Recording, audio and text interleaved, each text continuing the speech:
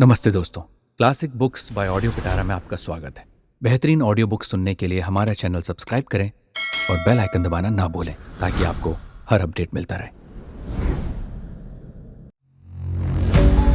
Audio पिटारा सुनना जरूरी है। पंचतंत्र।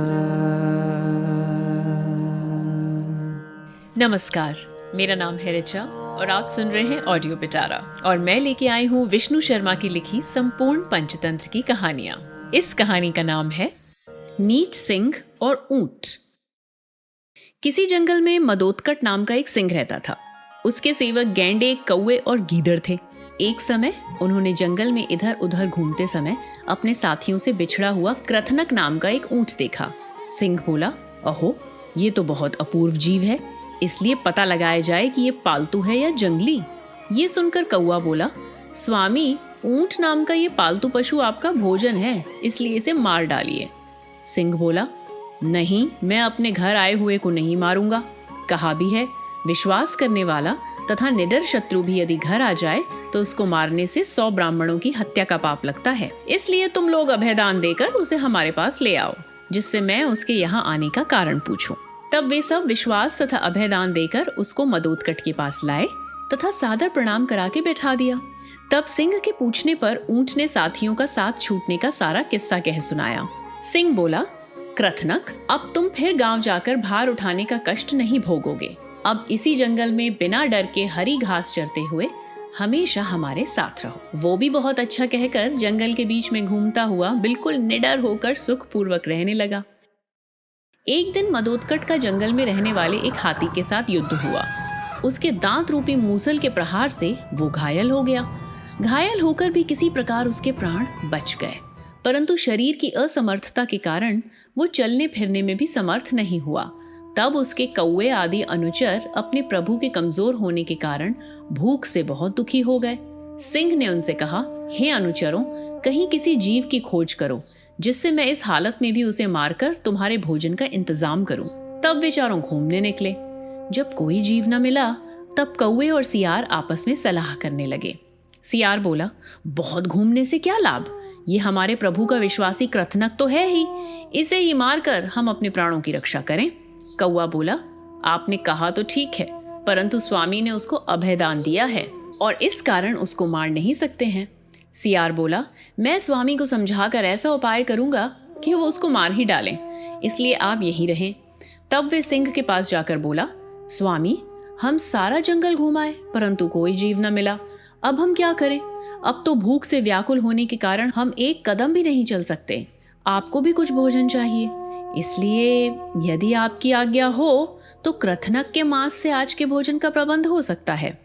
उसकी ये बात सुनकर सिंह गुस्से से बोला, ओ पापी अधम, तुम्हें धिक्कार है, यदि फिर कभी ऐसा कहोगे तो मैं उसी क्षण तुम्हें मार डालूंगा। मैंने उसे अभयदान दिया है, तब मैं उसे कैसे मार सकता हूँ? कहा भी है, गोदान, भूमिदान और अन्नदान इतना प्रधान नहीं है। पंडित लोग अभयदान को सब दानों में श्रेष्ठ दान कहते हैं। ये सुनकर सियार बोला, स्वामी, यदि अभयदान देकर उसको मारा जाए तो दोष है, लेकिन यदि वो स्वामी के चरणों में भक्तिवश खुद अपने प्राण दे दे तो दोष नहीं है। इसलिए यदि वो स्वयं खुद को मरने के लिए प्रस्तुत कर दे तो उसे मारा जा सकता है, नहीं तो आप हम में से किसी एक को मार डालिए। क्योंकि भोजन ना मिलने से आपके मरने की हालत हो रही है, यदि स्वामी का कुछ अनिष्ट हो गया तो बाद में हम सबको आग में प्रवेश करना पड़ेगा। कहा भी है, जिस कुल में जो पुरुष प्रधान हो, सारी कोशिशों से उसकी रक्षा करनी चाहिए। उस कुल के स्वामी के नष्ट होने पर सब ओर से शत्रु धावा बोलकर उसको पराजित कर देते हैं। ये सुनकर मदोत्कट बोला, यदि ऐसा है तो जो तुम्हारी इच्छा हो वो करो। ये सुनकर वो सभी अनुचरों के पास जाकर बोला, भाइयों, स्वामी की हालत बहुत खराब है, इसलिए अब ऐसे घूमने से क्या लाभ? स्वामी के बिना हमारी रक्षा कौन करेगा? इसलिए चलकर भूख के कारण परलोक जाते हुए प्रभु को हम अपना शरीर प्रदान करें, जिससे स्वामी खुश हों और हम उनके ऋण से ऋण मुक्त हो जाएं। कहा भी है, जिस सेवक के सामने स्वामी दुखी हो और अपने प्राण रहते वो अपने स्वामी की रक्षा न कर सके, वो नरक में जाता है। वहां जाकर आंखों में आंसू भरकर वे सब मदोत्कट को प्रणाम करके बैठ गए। उनको देखकर मदोत्कट बोला, क्यों, कोई जीव मिला या नहीं? तब कौवा बोला, स्वामी हम सब स्थानों में घूमे, परंतु हमें न कोई जीव पाया और न दिखा। इसलिए आज मुझे खाकर स्वामी अपने प्राणों की रक्षा करें, जिससे स्वामी को जीवन मिले और मुझे स्वर्ग की प्राप्ति हो। कहा भी है, जो सेवक स्वामी के लिए प्राण त्यागता है वो बीमारी मृत्यु रहित परम पद को प्राप्त होता है। ये सुनकर सियार बोला, तुम्हारा शरीर बहुत छोटा है, इसलिए तुम्हें खाने से स्वामी के प्राण नहीं बच सकते और दोष भी होगा। कहा भी है, एक तो कौवे का मांस, दूसरा कुत्ते के खाने से बचा हुआ, फिर थोड़ा तथा मुश्किल से मिलने वाला मांस खाने से क्या लाभ, जिससे तृप्ति ही ना हो। इसलिए आपने स्वामी भक्ति दिखा दी, आप स्वामी के ऋण से मुक्त भी हो गए, आपने दोनों लोकों में साधुवाद प्राप्त कर लिया। अब आगे से हट जाइए, मैं स्वामी से कुछ कहूं। ऐसा कहकर सियार आदरपूर्वक प्रणाम करके बैठा और बोला, स्वामी मुझे खाकर आप अपने प्राणों को बचाएं और मुझे स्वर्ग की प्राप्ति कराएं। कहा भी है, सेवक के प्राण हमेशा स्वामी के अधीन रहते हैं, क्योंकि वो स्वामी के धन से खरीदा जाता है, इसलिए उस शरीर को ग्रहण करने में कोई दोष नहीं है। ये सुनकर गैंडा बोला, भाई तुमने ठीक कहा, किंतु तुम छोटे शरीर वाले तथा सजातीय हो और नाखूनों से युक्त होने के कारण खाने योग्य भी नहीं हो। कहा भी है, बुद्धिमान को गले में प्राण आने पर भी न खाने योग्य को नहीं खाना चाहिए, उसमें भी विशेष करके छोटे शरीर का जीव होने से तो दोनों लोक नष्ट हो जाते हैं। इसलिए तुमने अपनी कुलीनता दिखा दी। अथवा ठीक ही कहा है, राजा लोग इसी कारण अच्छे कुल के लोगों को इकट्ठा करते हैं, ताकि वे आदि मध्य और अंत में कभी भी विकार को प्राप्त ना हो। इसलिए तुम आगे से हटो, जिससे मैं स्वामी से कुछ कहूँ।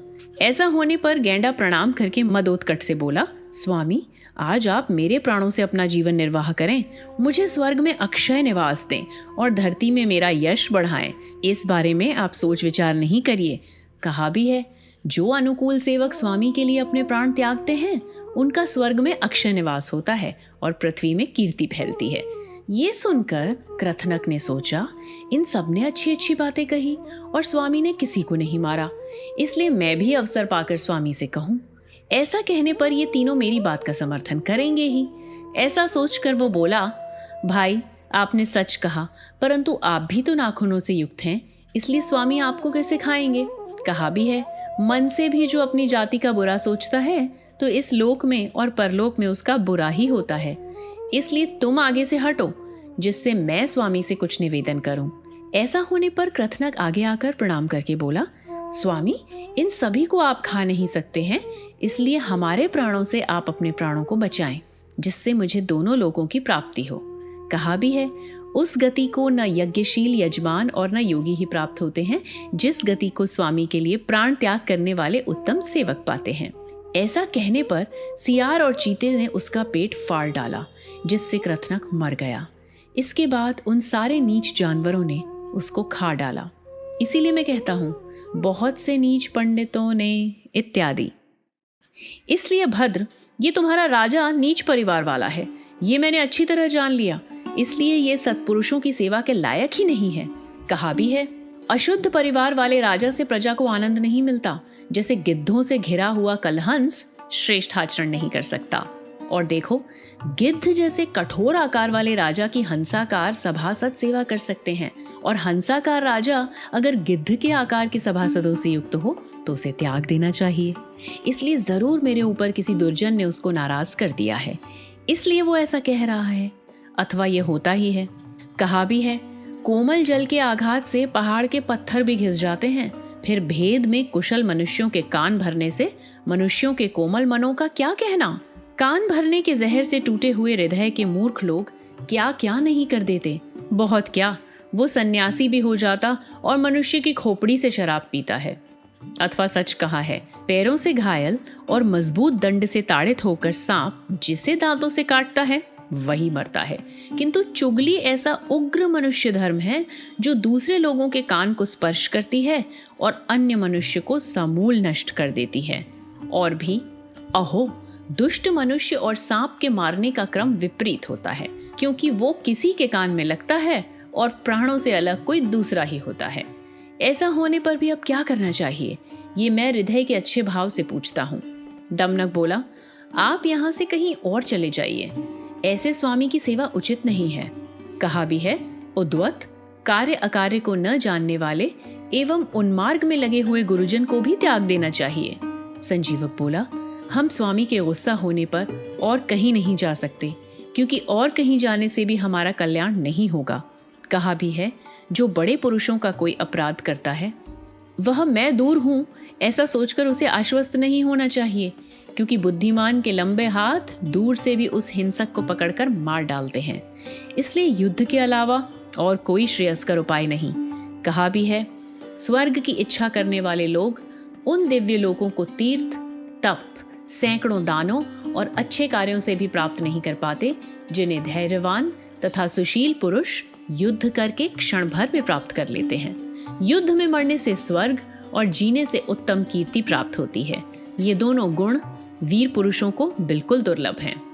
जिस वीर के माथे से बहता हुआ खून मुंह में प्रवेश करता है, वो विधि पूर्वक संग्राम यज्ञ में प्राप्त सोमपान मतलब यज्ञ में तर्पण के काम आने वाली लता के रस पीने को सोमपान कहते हैं। विधि पूर्वक संग्राम यज्ञ में प्राप्त सोमपान के समान पवित्र हो जाता है। यानी कि जिस वीर के माथे से बहता हुआ खून मुंह में प्रवेश करता है, वो विधि पूर्वक संग्राम यज्ञ में प्राप्त सोमपान के समान पवित्र हो जाता है। विधिवत होम से, दान विधि से, सद्ब्राह्मणों की अर्चना से तथा बड़ी दक्षिणा वाले यज्ञों से जो श्रेष्ठ फल करने वाले को मिलता है, और तीर्थ आश्रम में निवास, होम, नियम, चंद्रायण आदि व्रतों को करने से पुरुषों को जो फल प्राप्त होता है, वो संग्राम में प्राण त्याग करने वाले वीर को तुरंत मिल जाता है। ये सुनकर दमनक सोचने लगा, ये दुरात्मा तो युद्ध करने का निश्चय कर चुका है। अगर ये अपनी पैने सींगों से स्वामी पर प्रहार कर दे तो बहुत अनर्थ हो जाएगा। इसलिए इसको अपनी बुद्धि से समझाकर ऐसा कुछ करना चाहिए कि जिससे ये कहीं दूर चला जाए। ये सोचकर वो बोला, मित्र, तुमने सही कहा, परंतु स्वामी सेवक में युद्ध कैसा? कहा भी है, बलवान शत्रु को देखकर अपनी रक्षा करनी चाहिए, और बली शत्रु पर बलवानों को शरद के चंद्रमा के समान अपना प्रकाश फैलाना चाहिए। और भी, जो शत्रु के पराक्रम को ठीक तरह से न जानकर दुश्मनी शुरू कर देता है, वो टिटहरी द्वारा समुद्र की तरह पराजित होता है। संजीवक बोला, वो कैसे? दमनक कहने लगा, आने वाली है 12वीं कहानी, टिटिब और अहंकारी समुद्र।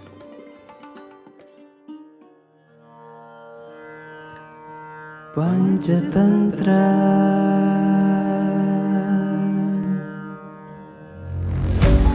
ऑडियो पिटारा सुनना जरूरी है। दोस्तों, आपको ये कहानी कैसी लगी हमें ज़रूर बताइएगा। लाइक और कमेंट कीजिए और अपने दोस्तों के साथ ये कहानी ज़रूर शेयर कीजिए। Thank you so much. Audio पिटारा सुनना जरूरी है।